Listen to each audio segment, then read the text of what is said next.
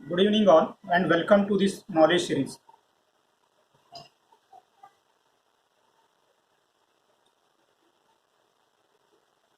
Today, we're going to talk about basic accounting knowledge.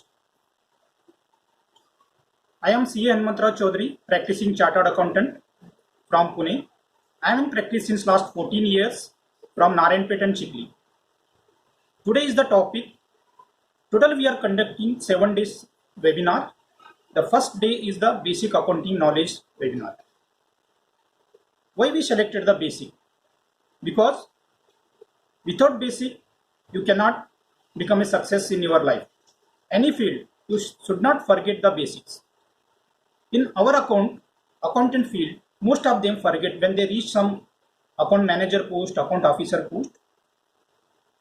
जब भी मैंने इंटरव्यू लेता है अकाउंटेंट लोगों का, अभी तक मैंने मोर देन 1000 अकाउंटेंट लोगों का मैंने इंटरव्यू लिया हुआ है। जब भी मैंने इंटरव्यू में क्वेश्चन पूछता हूँ, वो सब लोग बेसिक भूल जाता है। तो बेसिक कभी लाइफ में नहीं बोलना है। कोई अकाउंटेंट को मैंने पूछता हूँ कैसे अपना सेल्स एंट्री कैसे होता है, परचेज एंट्री कैसा होता है, कैश विड्रॉल कैसे होता है, कैश डिपॉजिट कैसे होता है, तो बहुत सारे लोग बोलते हैं सर मेरे को कंप्यूटर दे दीजिए, मैं आपको करके दिखा देता हूँ। सो ये जो बेसिक्स आप लोग भूल जाते हैं जब आपका 11th स्टैंडर्ड में जो बेसिक हम लोग सेलेक्ट इसके लिए किया हुआ है। आपका जो भी अकाउंटेंट लोग है उनका माइंड थोड़ा ब्रशअप हो जाता है, अपडेट भी हो जाता है, उसके लिए हम लोग आज बेसिक सेलेक्ट किया हुआ है। बेसिक में कुछ गोल्डन रूल है, ये कभी आपका लाइफ में नहीं भूलना है। एज ए अकाउंटेंट कभी आपका बेसिक रूल नहीं भूलना है।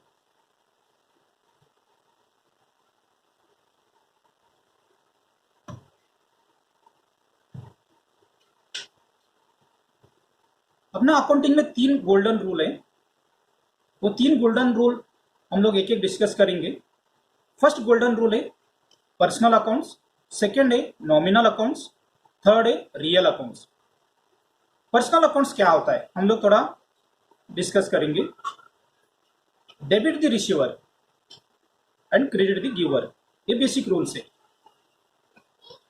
जो भी हम लोग पेमेंट करता है, जो भी अपना रिसीवर है, जब हम मटेरियल परचेज करता है तो हम लोग मटेरियल परचेज का हम लोग एंट्री करता है purchase account debit to party accounts. जब हम लोग पेमेंट करता है तो party account debit to bank और कैश होता है। जो भी अपना रिसीवर रहता है उनको अपने को डेबिट करना है। एंड क्रेडिट द गिवर्स, अपना गिवर कौन रहता है? डेटर्स रहता है।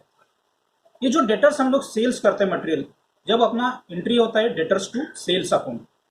हम लोग एकदम बेसिक से स्टार्ट करेंगे क्योंकि बहुत सारे लोग बेसिक भूल जाता है। आप कभी अकाउंटेंट है, कोई अकाउंट ऑफिसर है, अकाउंट मैनेजर है, but till we have go through the basics. जो भी अपना डेटर्स रहता है वो डेटर्स अपने को पैसे देता है, हम लोग उनको क्रेडिट करता है। Bank account debit to debtors account होता है जब पैसे अपने को आ जाता है। नॉमिनल अकाउंट्स क्या होता है? नॉमिनल अकाउंट्स ये बोलता है debit all expenses and losses. जो भी आपका एक्सपेंसेस और लॉस होता है आपको उसका डेबिट करना है।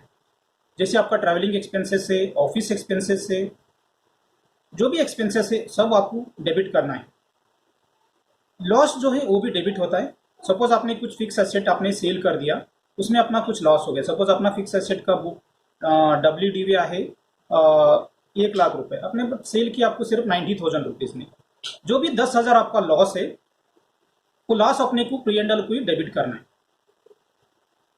क्रेडिट और इनकम एंड गेन्स, आपको सब इनकम जो भी होता है, अपना रेंट इनकम है, इंटरेस्ट इनकम है, डिविडेंड है, ये सब आपको क्रेडिट करना है। Income is always credit, gain is always credit, ये अपना नॉमिनल अकाउंट का रूल बोलता है। ये रियल अकाउंट्स क्या है? रियल अकाउंट्स ये है debit what comes in, credit what goes out. For example अभी आपने कैश कुछ बैंक से विड्रॉल किया, जो भी कैश आपका आ जाता है उसको हम लोग cash account debit to bank account करता है। Credit what goes out, cash हम लोग जब बैंक में जमा करता है आपको debit to bank and credit to cash account. Credit what goes out, ये हो गया अपना गोल्डन रूल। दूसरा कुछ मॉडर्न अप्रोच में भी आप लॉजिक लगा सकते हैं। मॉडर्न अप्रोच क्या बोलता है, सपोज आपका एक असेट अकाउंट है, असेट अकाउंट जब बढ़ जाता है, जब इंक्रीज होता है तो वो डेबिट होता है। जब आप असेट परचेज करता है तो आपका डेबिट होता है। जब आप असेट सेल करेंगे वो डिक्रीज होता है। मीन्स असेट अकाउंट को डेबिट हुआ तो इंक्रीज होता है, क्रेडिट हुआ तो वो डिक्रीज होता है, असेट का वैल्यूज डिक्रीज होता है, तो ये सेल हो जाते हैं। ऐसा सेम एक्सपेंसेस का भी ऐसा ही सेम है।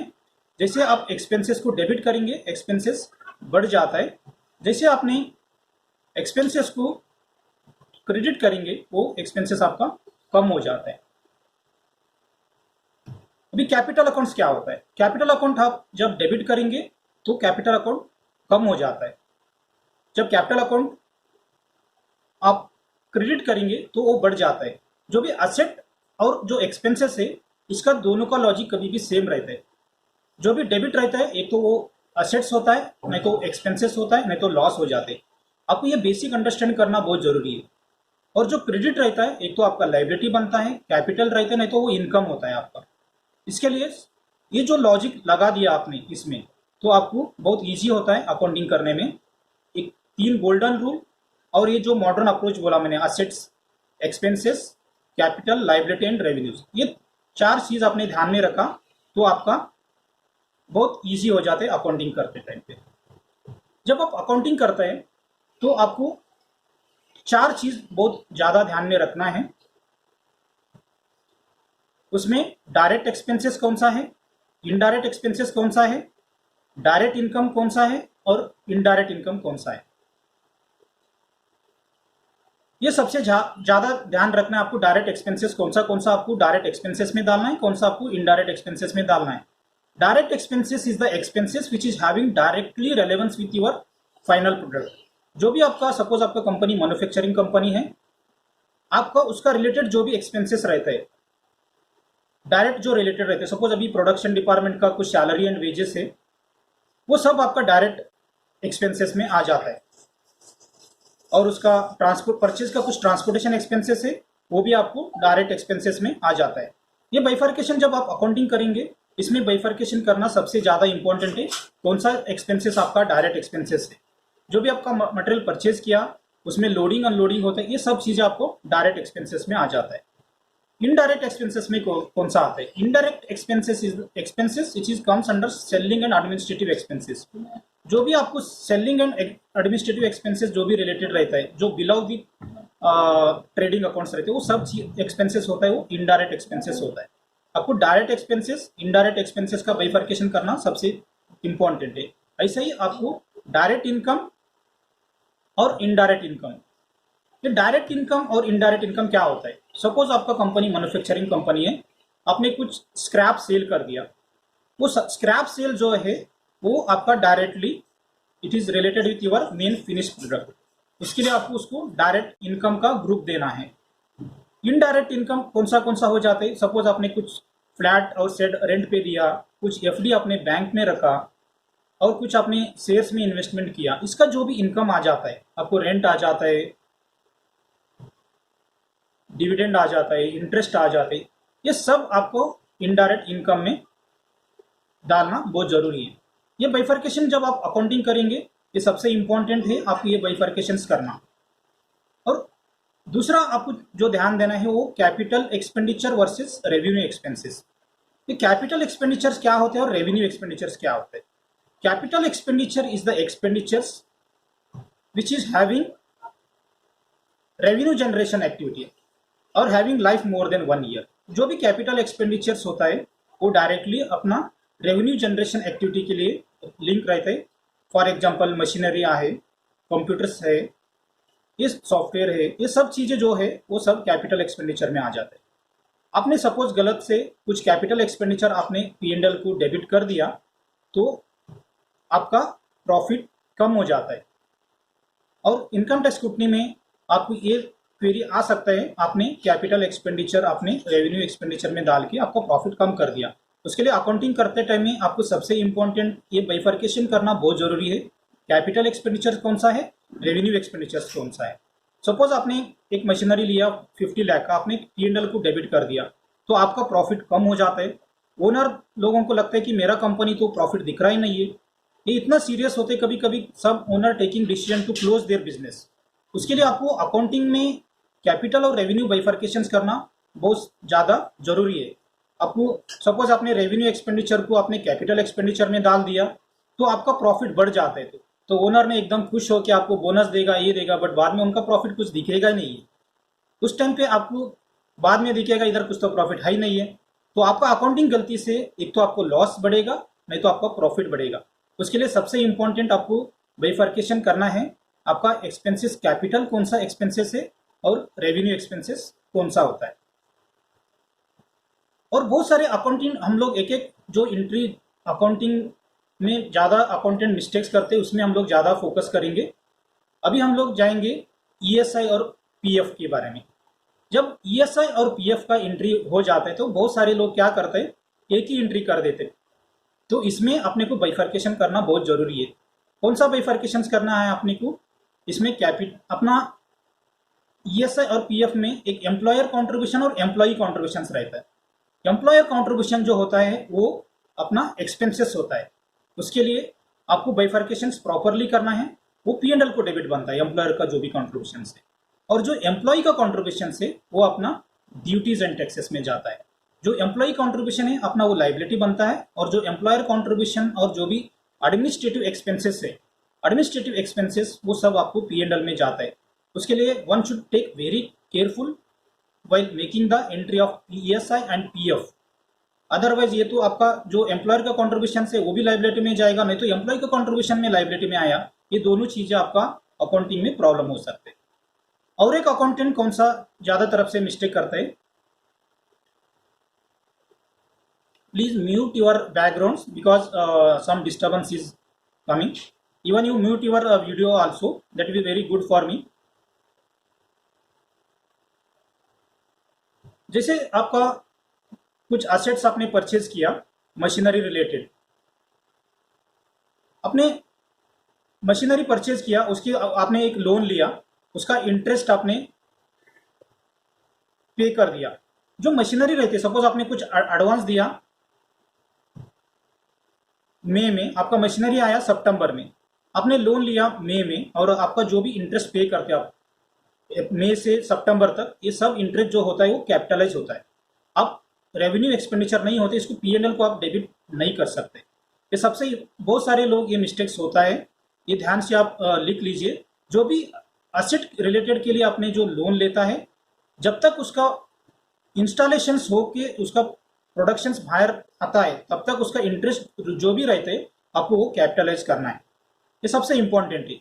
और जो भी एसेट रिलेटेड जो एक्सपेंसेस रहते हैं, उनको एसेट्स लाने में कुछ ट्रांसपोर्टेशन एक्सपेंसेस रहते हैं, लोडिंग अनलोडिंग रहते हैं, और इंस्टॉलेशंस रहते हैं, they all expenses should be part of your fix asset. आपको इसको प्रॉफिट एंड लॉस अकाउंट को डेबिट नहीं करना है। ये बाइफर्केशन सबसे इंपॉर्टेंट है। दूसरा है फैक्ट्री शेड।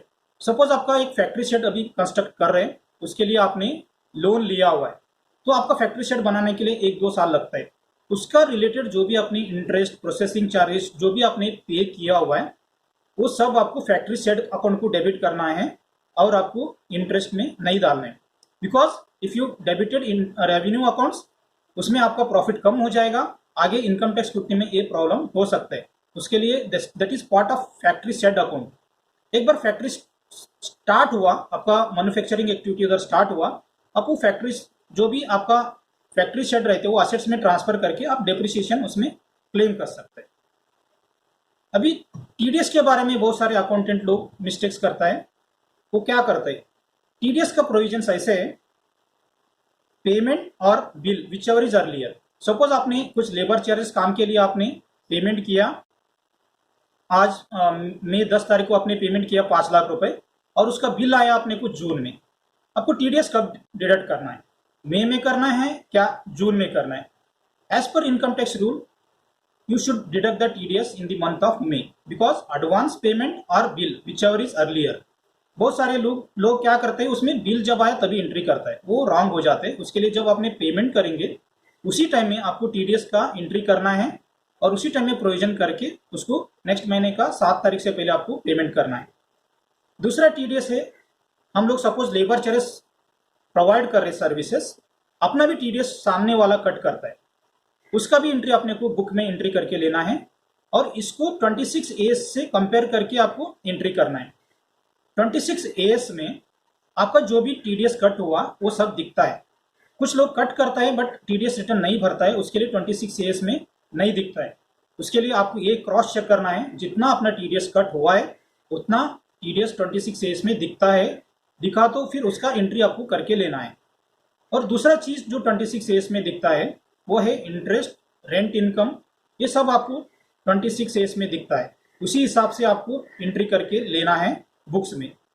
बहुत सारे लोग टीडीएस का एंट्री करना भूल जाते हैं, उसके लिए आपको 26 एएस से कंपेयर करके एंट्री करना सबसे इंपॉर्टेंट है। दूसरा आया प्रीपेड एक्सपेंसेस। बहुत सारे लोग प्रीपेड एक्सपेंसेस बाइफर्केशंस नहीं करता है।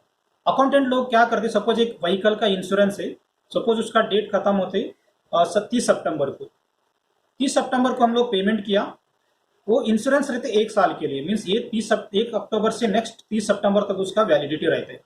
उस टाइम पे आपको बाइफर्केशन करना है, प्रीपेड एक्सपेंसेस कौन सा है और नॉर्मल एक्सपेंसेस कौन सा है। प्रीपेड एक्सपेंसेस होता है आपका जो भी आपने नेक्स्ट ईयर का जो 6 मंथ का पे किया वो प्रीपेड एक्सपेंसेस में डालना है, उसको करंट असेट्स ग्रुप देना है। और करंट ईयर का जो भी आपका एक्सपेंसेस है 1 अक्टूबर टू 31 मार्च, उसको आपको करंट ईयर का एक्सपेंसेस में डालना है। और जब आपने प्रीपेड एक्सपेंसेस में जब करंट ईयर में डाला रहते उसको नेक्स्ट ईयर में आपको नॉर्मल एक्सपेंसेस में ट्रांसफर करने का, ये होता है प्रीपेड एक्सपेंसेस का। और दूसरा होता है प्रिलिमिनरी एक्सपेंसेस। प्रिलिमिनरी एक्सपेंसेस ऐसे रहते हैं जो प्राइवेट लिमिटेड कंपनी फॉर्मेशन करते हैं, उसके लिए जो भी एक्सपेंसेस लगता है वो preliminary and pre operative expenses में जाता है। वो आप प्रॉफिट एंड लॉस अकाउंट को डायरेक्ट डेबिट नहीं कर सकते हैं क्योंकि वो आपका रेगुलर एक्सपेंसेस नहीं होते, उसको अपने मिसलेनियस एक्सपेंसेस में डाल देने का, उसको 1/5 of every year right of कर सकते हैं उसमें। और जैसे जीएसटी आया हुआ है, बहुत सारे अकाउंटिंग का कॉन्सेप्ट टोटली चेंज हुआ है। प्रीवियसली जब वैट और अपना एक्साइज था उसका अकाउंटिंग मेथड अलग था, जैसे जीएसटी इम्प्लीमेंटेशन हुआ और उसके बाद में अपना अकाउंटिंग मेथड टोटली चेंज हुआ है। आपको उसके लिए अकाउंटिंग करते टाइम पे जब सेल्स का अकाउंटिंग करेंगे, सेल्स में आपको प्रॉपर बाइफर्केशन करना है, सेल्स 18% कौन सा है, 28% कौन सा है, अपना output CGST, output SGST, output IGST, ये प्रॉपर आपको बाइफर्केशन करना है। इसमें सेल्स मटेरियल कौन सा है, सेल्स लेबर चार्जेस कौन सा है, ये सब चीज़ें आपको प्रॉपर बाइफर्केशन करना है। ऐसे ही परचेज में भी आपको बाइफर्केशन करना है, परचेज मटेरियल कौन सा होता है और मटेरियल कौन सा होता है और लेबर चार्जेस कौन सा होता है। बहुत सारे लोग क्या करते हैं, परचेज 18% में आप डेबिट कर देते हैं, ये गलत हो जाता है क्योंकि आपका कुछ लेबर चार्जेस भी उसमें परचेज रहता है। लेबर चार्जेस आपको प्रॉपर बाइफर्केशन करना है क्योंकि लेबर चार्जेस के ऊपर आपको टीडीएस डिडक्ट करना पड़ता है। जब हम लोग स्क्रूटनी करते उसमें लेबर चार्जेस का हम लोग फाइंड आउट करें तो आपने परचेज 18% नहीं तो परचेज 28% में आप डेबिट किया रहते, उसके लिए आपको बाइफर्केशन करना बहुत जरूरी है। लेबर चार्जेस का टीडीएस कैलकुलेशन अपने को लगता है, उसके लिए मटेरियल परचेज और लेबर चार्ज परचेज आपको दोनों बाइफर्केशन करना बहुत जरूरी है। और तीसरा आया आरसीएम का। आरसीएम का अपने रिवर्स चार्ज मैकेनिज्म। ये रिवर्स चार्ज मैकेनिज्म क्या होता है, हम लोग जब जीएसटी एक्ट हम लोग डिस्कस करेंगे उसमें ज़्यादा डिटेल में हम लोग डिस्कस करेंगे। Now only concentrate on RCM for accounting purpose. RCM आपको ये असेट्स भी होता है और लाइबिलिटी भी होता है, उसके लिए आपको इसका एंट्री प्रॉपर करके लेना है। RCM input to RCM output, जब पे करेंगे RCM output to bank account, जो भी आरसीएम इनपुट रहते हैं आप रेगुलर लाइबिलिटी से आप एडजस्ट कर सकते हैं। ये सबसे इंपॉर्टेंट है। आपको बुक्स में अकाउंटिंग बहुत सारे लोग डायरेक्टली जब आरसीएम पे होता है डायरेक्टली अपने बैंक को डेबिट करके छोड़ देता है, बट वो गलत है। आपको एक जीवी पास करना है प्रॉपर पहले, बाद में आप उसको बैंक इफेक्ट देके उसको क्लोज करना है।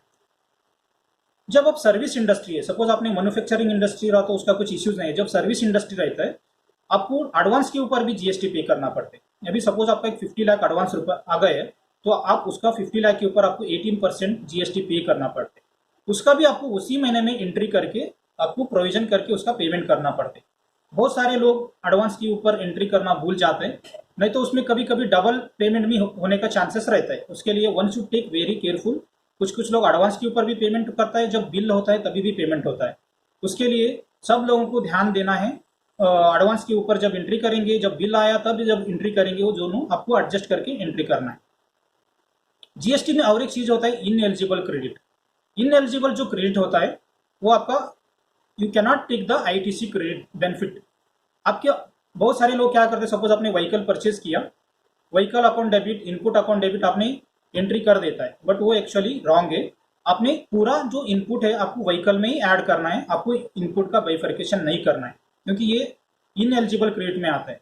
सपोज आपने फैक्ट्री शेड कंस्ट्रक्ट कर रहे हैं, उसके लिए कुछ स्टील लिया, मटेरियल लिया, सीमेंट लिया, बहुत सारे आपने जो भी रिलेटेड टू फैक्ट्री शेड आपने लिया हुआ है, वो जो भी एक्सपेंसेस रहता है वो सब चीज़ें आपको फैक्ट्री शेड में ही डालना है, वो इनपुट टैक्स में आपको नहीं बाइफर्केशन करना है।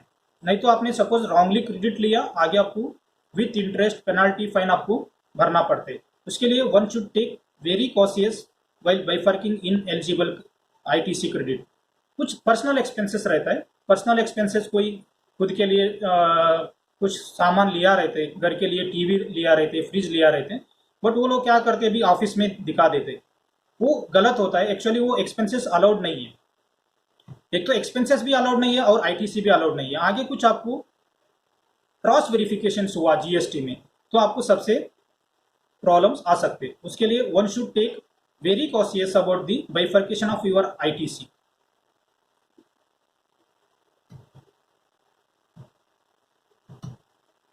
अकाउंट जब आप अकाउंटिंग करता है तो ज़्यादा जो क्वालिटी ऑफ अकाउंटिंग, जब आप रियल टाइम में अकाउंटिंग जो अकाउंटेंट परफेक्ट रहते उसके ऊपर अपना अकाउंट डिपेंड रहते। उसके लिए अकाउंटिंग करते टाइम में अकाउंटेंट का नॉलेज जो स्किल है वो सबसे मैटर होता है। उसके लिए अकाउंटेंट को अपडेट होना और उसके हिसाब से आपको काम करना बहुत ज़रूरी है, क्योंकि आपने रियल टाइम में अकाउंटिंग करते तो आपने सपोज मिस्टेक्स कर दिया, उसको ऑडिट में ढूंढना बहुत मुश्किल हो जाते। उसके लिए आपका जो रियल टाइम में जब आप अकाउंटिंग परफेक्ट कर दिया तो एडिट करने में बाकी लोगों के लिए बहुत आसान से जाता है। हम लोग आज की इतना डिस्कशंस करेंगे, और कुछ क्वेरीज रहे तो आप मेरे को मेल कर सकते हैं, नहीं तो आप फोन कर सकते हैं। और नेक्स्ट हम लोग दूसरा नेक्स्ट चैप्टर से अपने how to finalise your books of accounts हम लोग कल मिलेंगे शार्प 6 बजे।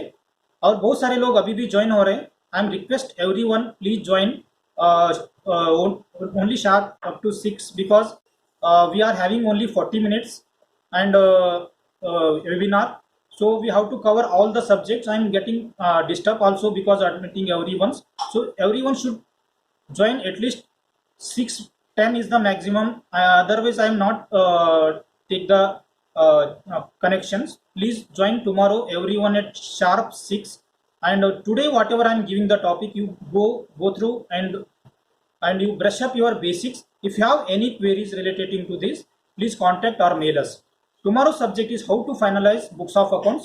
Books of accounts बहुत सारे अकाउंटेंट लोगों का दिक्कत रहता है, वो कैसे फाइनलाइजेशन करना है, क्योंकि बहुत सारे अकाउंटेंट ऐसे सोचा रहते कि जो फाइनलाइजेशन करना है वो सीए का काम है, बट एक्चुअली सीए का काम सिर्फ एडिट करना काम होता है, फाइनलाइजेशन जो करना रहते वो अकाउंटेंट का ही काम होता है। बहुत सारे लोग उसमें इन्वॉल्वमेंट्स नहीं होता है, वो बोलते हैं कि ये सीए का काम है, सीए कर देंगे, but every accountant should understand what is the finalisation of books of accounts. ये आपके लिए भी अच्छा है, आपको नॉलेज बढ़ेगा। उसके लिए tomorrow everyone should join sharp eight 6 maximum 6:10। Wish you all the best. Thank you for joining this seminar. Thank you.